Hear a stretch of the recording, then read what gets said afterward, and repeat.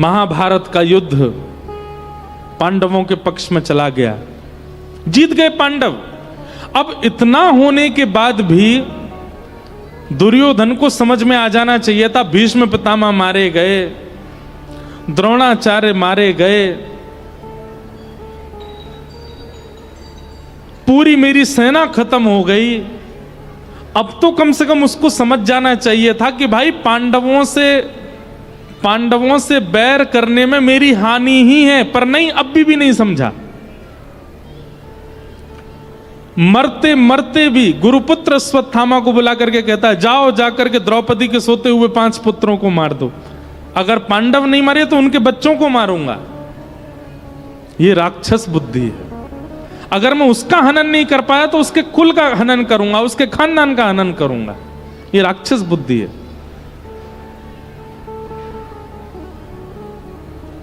पिक्चरों में देखने में आता है ना, कभी कभी पिक्चर देखते हैं तो उसमें क्या मिलता है, गुंडे क्या करते हैं, किसी से उनकी जब बैर हो जाता है तो उनके परिवार वालों को किडनैप कर लेते हैं। ये गुंडे ही तो करते हैं। जब उससे काम नहीं बन रहा, उस पर कुछ नहीं कर पाते तो उसके परिवार को प्रताड़ित करते हैं। ये राक्षस बुद्धि है। दुर्योधन अचेत पड़ा था और अचेत अवस्था में अश्वत्थामा से कहता है, पांडवों को तो हम नहीं मार पा रहे हैं क्योंकि कृष्ण इनके साथ है, लेकिन द्रौपदी के 5 पुत्र हैं, यदि उन 5 पुत्रों का हनन होगा तो भले ही ये लोग राज्य गद्दी पर बैठ जाएं, लेकिन कल को पांडव जब मरेंगे तो इनका कोई तर्पण करने वाला भी नहीं बचेगा। कम से कम वहां तो हमको शांति मिलेगी जब इनके यहां कोई तर्पण करने वाला नहीं बचेगा।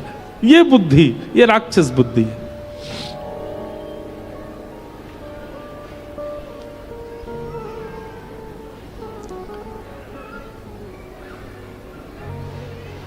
अश्वत्थामा गए,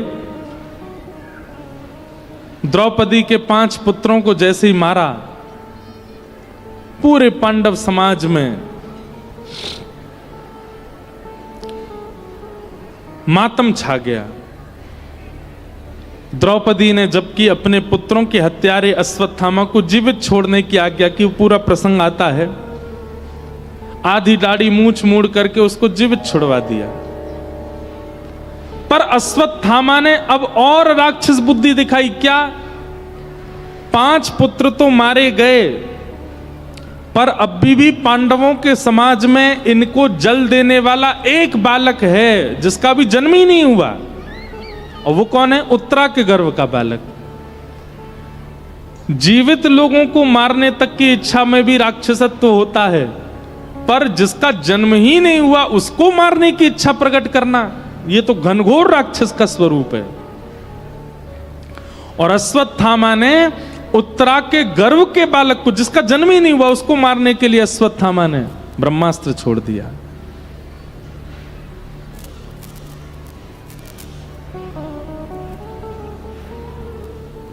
इसमें से आवाज जा रही है, क्या हो रहा है भैया? अश्वत्थामा ने ब्रह्मास्त्र छोड़ा है ना, उसी की आवाज है, ब्रह्मास्त्र है।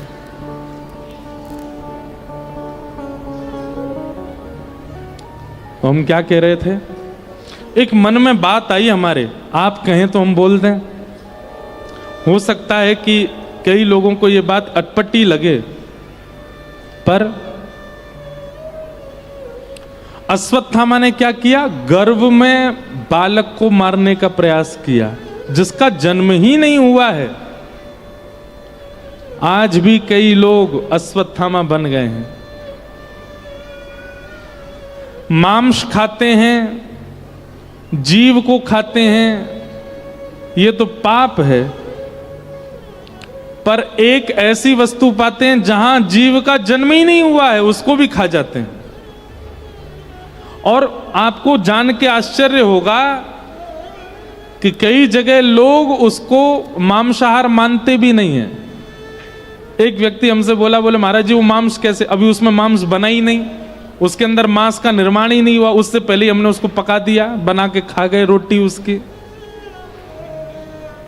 ये कोई नॉनवेज थोड़ी है, ये कोई गलत थोड़ी। अरे महाराज, आप भ्रूण हत्या करके पा रहे हो, कुछ दिन यदि नहीं मारोगे तो उसमें से बालक जन्म लेगा, एक जीव प्राणी जन्म लेगा। आप उसको पहले ही मार के खा जा रहे हो। आपसे बड़ा अश्वत्थामा कौन है?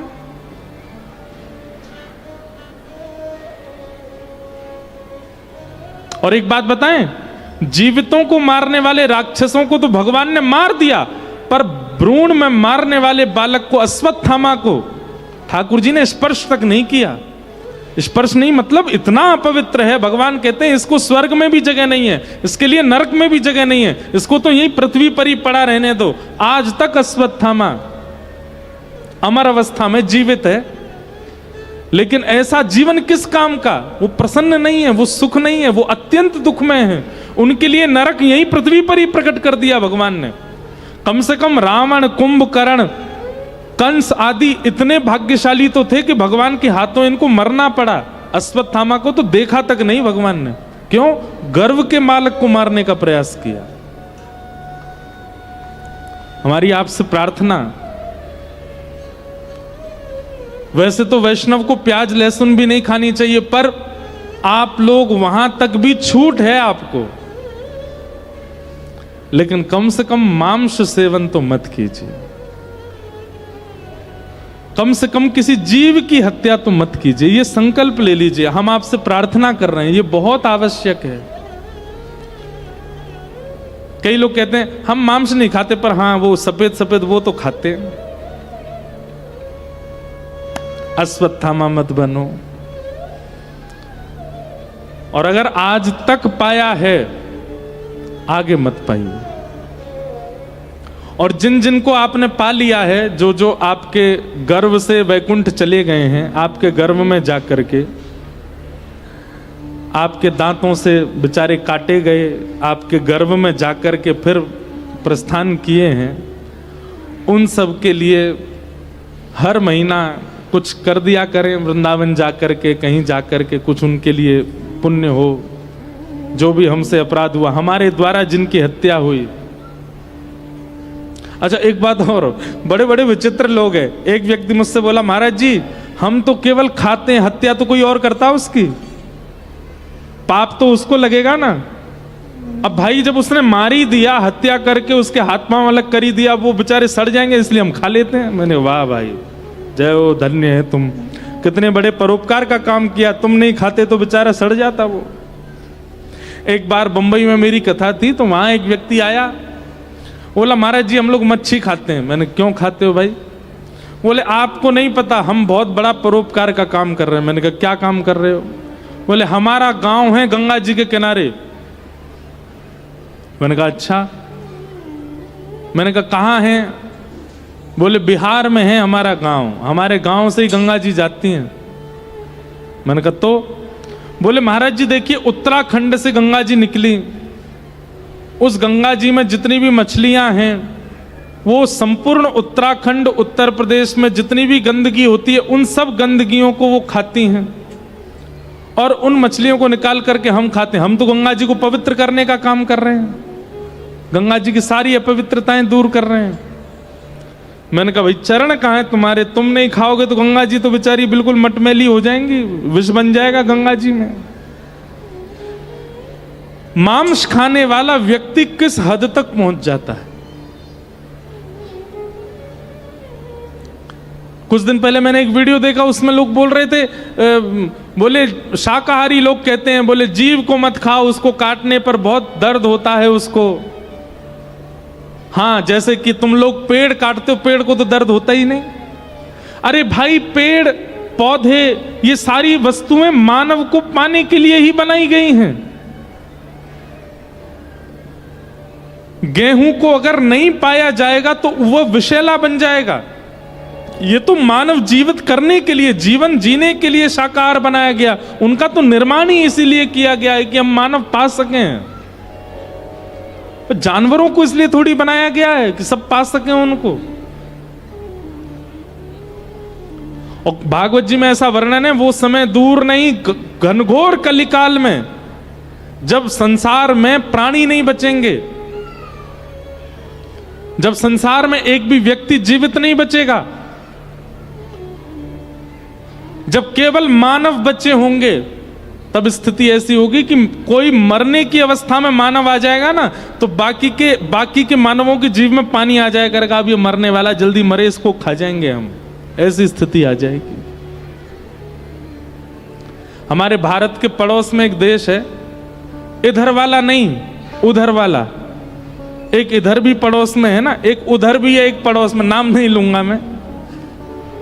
वहां पर अगर आप दुर्भाग्य से चले गए, वहां आपको पक्षी नहीं मिलेंगे आकाश में, वहां आपको कॉकरोच नहीं मिलेंगे, वहां पे आपको छिपकली भी नहीं मिलेगी, कोई नहीं मिलते, क्योंकि सब भोजन है, सबको पा जाते हैं। और आज इस बात को सुनकर के जितने लोग परेशान हो रहे हैं, राम राम राम, ये एक दिन हमारे भारत में भी होगा, घोर कलयुग में सब होगा।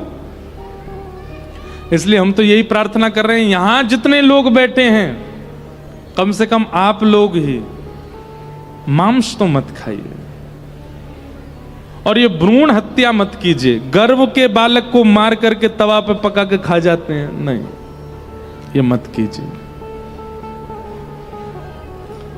और हम एक और बात कह दें, हमको बुरा नहीं लगेगा बोलने में, और अगर आप नहीं छोड़ सकते हैं तो कम से कम इसको छोड़ दें, सत्संग में आना छोड़ दें।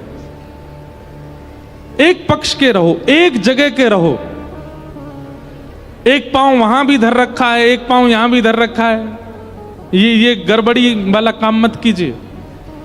या तो वहीं के रहिए, पूर्ण रूपेण सारी चीजों को भोगिए, और यहां आ गए तो फिर यहीं के रहिए, वहां मत जाइए। ये क्या बात हुई कि भारत में भी खेलना है, पाकिस्तान में भी खेलना है? ऐसे थोड़े, एक जगह के रहो। और एक बात और कहें हम, जो व्यक्ति दोनों पक्षों में रहता है, थोड़ा थोड़ा संसार में भी रहता है और थोड़ा थोड़ा अध्यात्म में भी रहता है, ऐसे व्यक्ति की गति ये कभी भगवत प्राप्ति नहीं कर पाते, कभी भगवत प्राप्ति नहीं कर पाते। इनकी मझधार बीच में ही अटकी रह जाती है, क्योंकि इनका निष्कर्ष भगवान निकाल ही नहीं पाते। क्या कहें, सुबह तो हरि हरि कहा है, सुबह तो राधे राधे कहा है, रात में जाकर के पूरी बोतल पी है, तो अब इनका निर्णय कैसे लिया जाए? बल्कि इनको तो पापियों से भी ज्यादा पाप लगता है। बोले उसने तो बिना राधे राधे बोले पी थी, तेने तो राधे राधे बोल के पी है, तुझे और ज्यादा पाप लगेगा। उसने तो बिना कथा सुने खाया है, तेने तो कथा सुन के खाया है, तुझे तो और पाप लगेगा। घर के दो बच्चे गलती करें, बड़ा बच्चा गलती करे, छोटा बच्चा गलती करे, पिटाई ज्यादा किसकी होती है? बड़े की होती है। क्यों? बड़े को मां इसलिए पीटती है, बोले क्यों रे, तू बड़ा है, तेरे पास बुद्धि है, तू सब जानता है, वो तो छोटा है। ठीक वैसे ही जो पाप ही कर रहे हैं, कथा नहीं सुनते, नाम जप नहीं करते, उनको दंड मिलेगा, पर इतना बड़ा नहीं मिलेगा, क्योंकि उन्होंने कभी सत्संग किया ही नहीं। पर आप तो सत्संग भी कर रहे हो और उसके बाद भी पाप कर रहे हो, ठाकुर जी ज्यादा नाराज हो जाएंगे। इसलिए एक पक्षीय रहो, और सब्जियों में कुछ भी पाइए, प्याज लहसुन तक भी धीमे धीमे प्रयास करना छोड़ दो। नहीं छोड़ पा रहे तो कोई पाप नहीं लगेगा आपको, पर ये तो नहीं खाना है, नहीं खाना है, नहीं खाना है। ये खाना ही नहीं है, ये भोजन ही नहीं है, वो जीव है, वो प्राणी है, वो प्राण है, उसको नहीं मारिए।